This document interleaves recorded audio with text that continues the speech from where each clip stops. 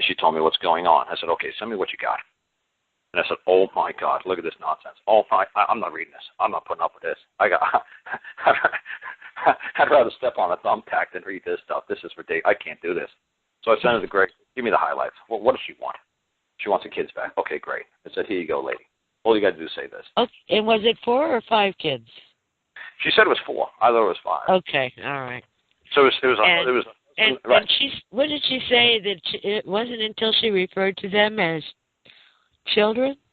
It wasn't until she referred to them as her property that the courts get really upset, because the state can't make a claim for property. Even though the 1933 Act, the Gold Act, 1933, everybody knows that, it says all property now reverts to the state. Okay, great. You know what? That's in a two-dimensional world, okay? That's an administrative court, okay? You can't use that in a common law court, the 1933 Act. Say, well, it says clearly here in the 1933 Act that all property now resides in the state. Yeah, great. Wonderful. Prove that has anything to do with my property. Whose property? My property? Karl Lentz's property? Expressly my property? No. That's vague. All property now lies in the state. I don't give a crap. I'm not going to sit here and try to decipher what some guy wrote in 1933. It ain't got a damn thing to do with me. So this is what I'm going to tell a lady. We live in a common law land. And these people are terrified of that fact. They want to turn this into a code land and executive order land like you have no idea. But as long as we still live in a common law land, all you have to do is, like I said to the lady, I said, did they steal your property? Was it a theft? Was it a robbery? And she had no idea where she was going. I said, look, ma'am, robbery means they physically took your property while you were present by physical force. Theft means they snuck in the middle of the night while you're sleeping, and you can't point across the courtroom and say, I saw that lady take my property. Did you physically see somebody touch your children, or did they do it at school? If they did it at school, it's a theft. If they did it in front of your face, it's a robbery, and that's violent, and that's big-time crime. That's a big-time claim. She said, oh, no, they definitely took them right in front of our face. Oh, and you could point across the room and point that lady out who touched your child. She said, absolutely. I said, ho, you got a case. So the judge seen these magic words. You don't say they took my property, they stole my property, it was a theft. You say robbery. And the judge knows exactly what you're talking about, and that you know what you're talking about. So I said, the claim is a trespass. Trespass means any wrong. That's what I said to everybody. All cases are the same, and all cases are unique. So people say, well, you're talking riddles. So I said, okay, the nature of the case is always going to be a trespass, that they did you wrong. That's the nature. There's a wrong. Without a wrong, there is no case. Now, the characteristics of the wrong is always going to be different. Everybody's going to sing or interpret their wrong to be unique. That's your case. Your case is always going to have a trespass, and it's always going to have the characteristic that describe the trespass. So I said, lady, exactly what did they do? I said, oh, good. That's a robbery. Now, did I use a fancy word like they administrated my property without any rights? No. She could physically say in one word, robbery, but 1,000 pages could have to explain and show in detail and videotapes and everything else. Just say robbery. I'm claiming they robbed me of my property, and I want my property back now. And for every day that you hold that property without right, I'm claiming $1,000 a day. And then the last line was, but if you give my property back immediately, I'll forgive you of your trespass of my property as I would wish others to forgive my trespass upon their property. And then they just finally said, you know what, we're going to return her property. But the Lord's Prayer says, forgive us our trespasses as we forgive those who trespass against us. Right, but under the Protestant King James Version, it's please forgive me of my debt as I'd want those to forgive me of my debt that I owe them. See, the Catholic version in the Lord's Prayer is trespass. In the King James Version of the Bible, it's debt. Because people in England came over to the United States because they were like shipped over from like debtors' prisons. So they're like, you know what, we're tired of being shipped all around the world because we owe $5. So how about we make it a rule in this country that we'll forgive each other of their debts? How about we make that as a general rule? And there you go. I learned the Lord's Prayer both ways. Forgive us our debt as we forgive our debtors. Right. And that's our trespasses. It's interesting, isn't it? Right, because the people who came over to this country, that's their Bible. And they got tired of being shipped over to this country, and they said, no more. We're not going to do to each other what England did to us. So when they landed in the New World, they said, you know what, we are going to forgive those debt against us, as we'd want them to forgive us of our debts. So that way we're not getting shipped away from our families off to Australia next. Next thing you know, we're going to be in Antarctica. Who knows where they're going to bring us? So they got tired of it. So that's the whole thing about trespass and debt. So I think it worked out really good for the lady. I can't believe when she told me, man, that she cross-examined that lady on the stand. It's like, you did not do that. She said, yes. I was like, oh, okay, you know what? My claim is like 95% tight because you did mess around with my words a little bit. Send it back to me, and I'll tighten that thing up, and I'll really put the fear of thunder into this judge's shorts. And she says, oh, no, don't worry. It worked out fine. We're getting our kids back on Fridays. Oh, thanks, lady. I said, wow, isn't that awesome? And how long have they had him? I mean, how long have they been taken away from her? 5 months. 5 months. And you heard her. Oh, man. You heard her say that they had already called up the ex-husband and the ex-wife. They had already promised the ex-husband and ex-wife a place to live for free, like transportation, free medical, if they would just take these kids. So see, they were the Children's Crown. Services? Okay. Yeah, they were promising the ex that, look, we'll make them pay you child support, so instead of you paying them, they will start paying you. So what was their reason for doing that? To tear the families apart. That's their reason. That's it. And to prove that, okay, well, let me ask you this. Why did they take her children away to begin with? What was the reason? They were colorful people, and I don't really want to get into anything personal unless Jesse wants to tell you. But they well, they weren't beating them or anything, were they? No, ma'am. I don't really want to. They were not doing the standard normal thing. That was, the U.S. government DA approved. For them, they were doing something that was not, what society felt was normal. Okay. Okay. All right. Yeah. Until. Oh, right. I think any of us do that. I mean, right? Right. None of us do what is considered normal. If it was, I don't know. They've got so many, like, gazillion laws to break. So they must not think we're normal. Right? I think the only thing that you wouldn't mind me saying is they basically said failure to thrive, and then we'll just leave it at that. Failure to thrive? Oh, so they were vegetarians?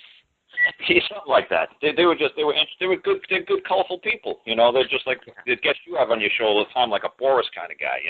Transcendental meditation, let's hug in harmony and love and peace each other. I don't have a problem with that at all. But me, I have no clue, and I don't want to know, and I just want to raise cattle and tomatoes. I'm a happy guy. I don't want to get into anything. Are the children going to be happy to go home? Yeah. Oh, yeah. There's no doubt about it. They'll love the kids to death. But like I said, they were just really squeezing these people by not letting them see the kids and just, they were just torturing these guys. Trying to break them. I said, do not read. Yeah. 5 months.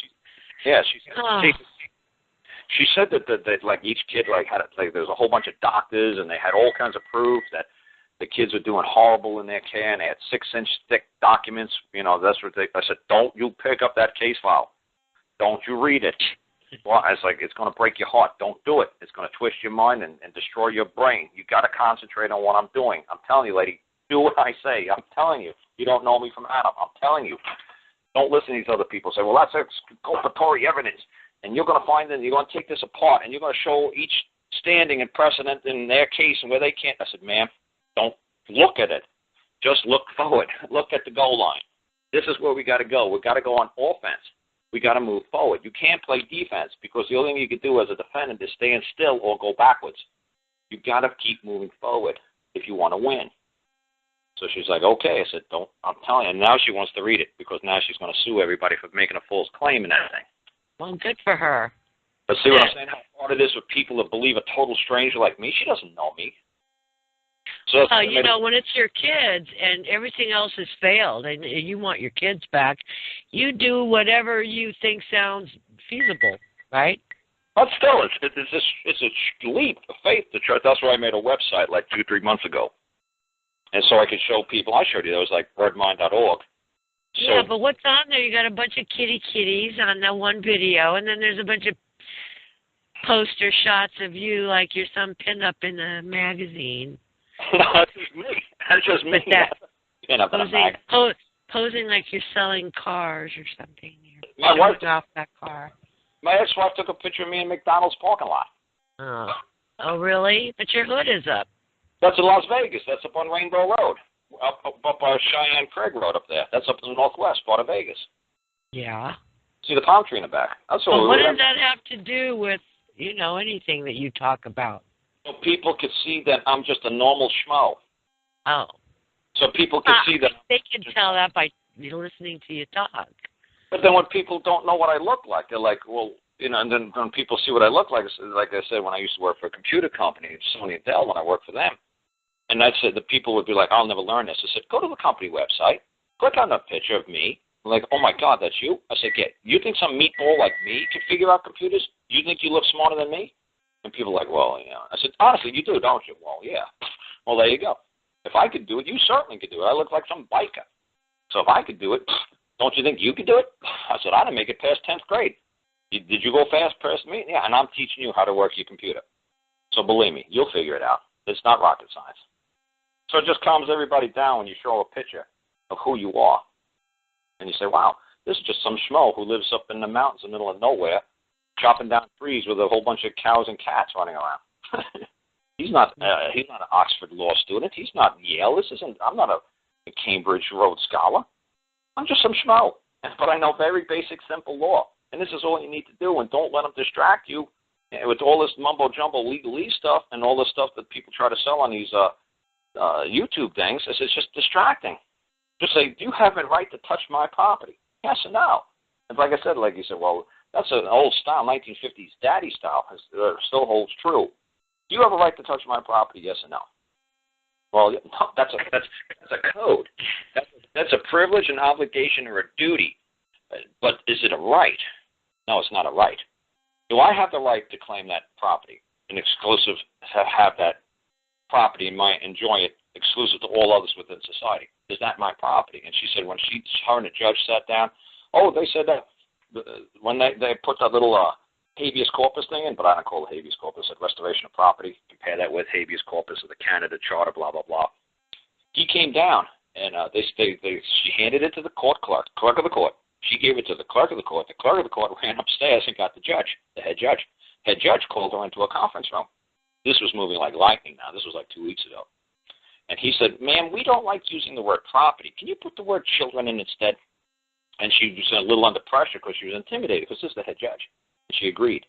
And she called me back up and said, ma'am, one more time, you're going to play it my way or I'm out of here. You are not going to change one word because the judge just saw that you committed perjury.